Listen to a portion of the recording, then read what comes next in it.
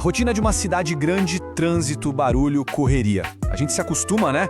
Mas às vezes, em questão de segundos, essa normalidade toda pode ser quebrada. E é exatamente um desses momentos que a gente vai analisar hoje. Um confronto tenso, violento, bem no meio do asfalto que nos obriga a pensar. Tem como estar preparado para algo assim?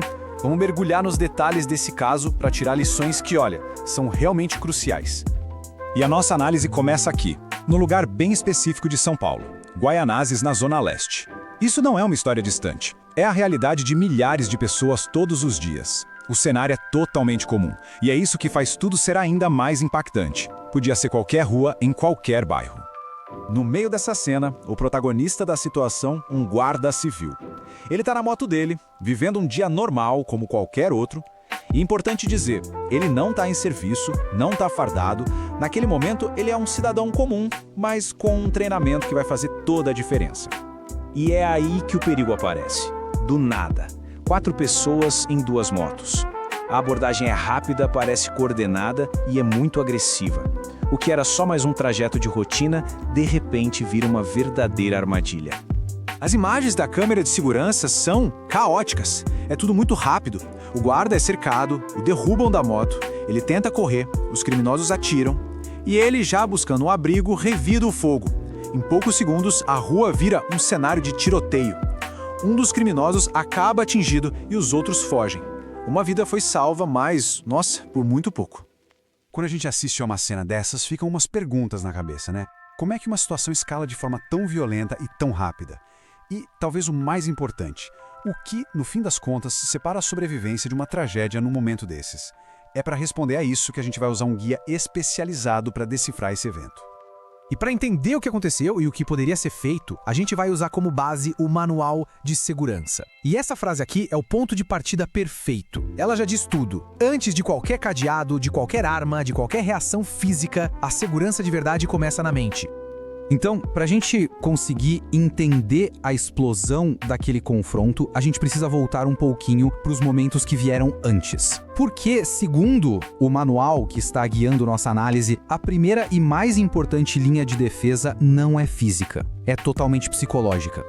O manual traz esse conceito que é fundamental, a mentalidade de sobrevivência urbana. E olha, isso não tem nada a ver com viver em pânico ou com medo de tudo. É exatamente o contrário. É sobre trocar a distração pela atenção. É estar num estado de alerta controlado, sabe? Uma forma de ler o que está acontecendo ao redor para identificar riscos antes que eles virem um problema real.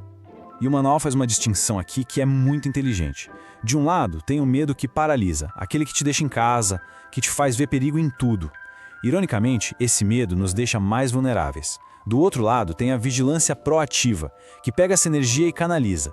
É a diferença entre se sentir uma vítima do que está acontecendo e ser um observador ativo pronto para tomar uma decisão.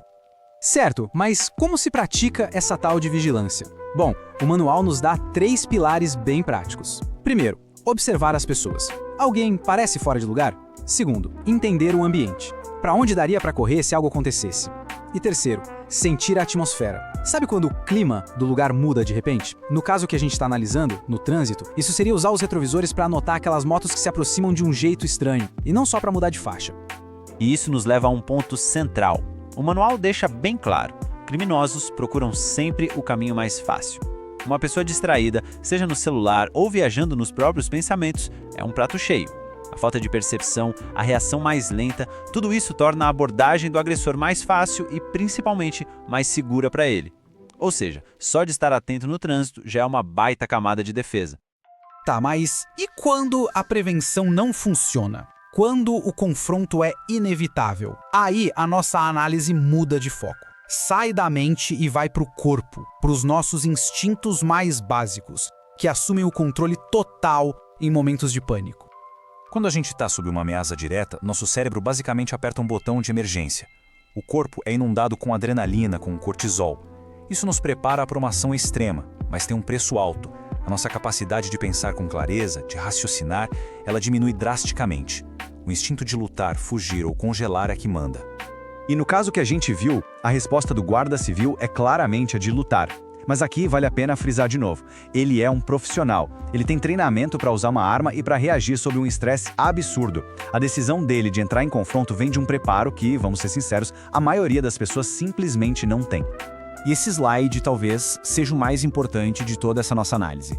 Porque o manual, que é feito para a pessoa comum, dá um conselho totalmente oposto.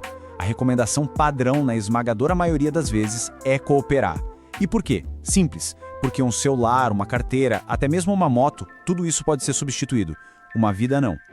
E é importante entender que cooperar não é ser passivo, não é se render. É uma tática de sobrevivência ativa. O manual até detalha os passos. Manter a calma para não assustar o agressor, deixar as mãos sempre visíveis para não parecer uma ameaça, avisar antes de se mexer, entregar o que for pedido. O objetivo é um só: acabar com aquela situação da forma mais rápida e pacífica possível. Então, o ponto crucial é este. Reagir, como o guarda fez, é a exceção da exceção. É o último recurso mesmo. É para quando fica absolutamente claro que a intenção do criminoso vai além do roubo, que a vida está em perigo imediato e que não existe chance de fugir ou de cooperar. É uma decisão de frações de segundo com risco altíssimo. E tudo isso nos leva para a nossa conclusão, onde a gente junta todas as peças. A segurança, no final das contas, não é uma questão de sorte. É sobre transformar o acaso em consciência e a vulnerabilidade em preparação. As lições que a gente pode tirar desse confronto, usando o manual como guia, são bem claras. Primeiro, praticar a vigilância ativa para não ser um alvo fácil. Segundo, adotar o princípio do homem cinza, que é basicamente ser discreto, não chamar atenção. Terceiro, se preparar mentalmente, entender que cooperar é a principal estratégia. E, acima de tudo, colocar na cabeça que a vida é o único bem que não dá para recuperar. E a gente termina com essa reflexão. O confronto lá em Guaianazes foi uma situação extrema, mas as lições valem para todo mundo. A diferença entre uma reação puramente instintiva e uma decisão tática está no preparo. A pergunta que fica não é se o perigo existe, porque ele existe. A pergunta é como cada um se prepara para ele. Porque a segurança, no fim, começa muito antes de qualquer crise. Ela começa aqui, na mente.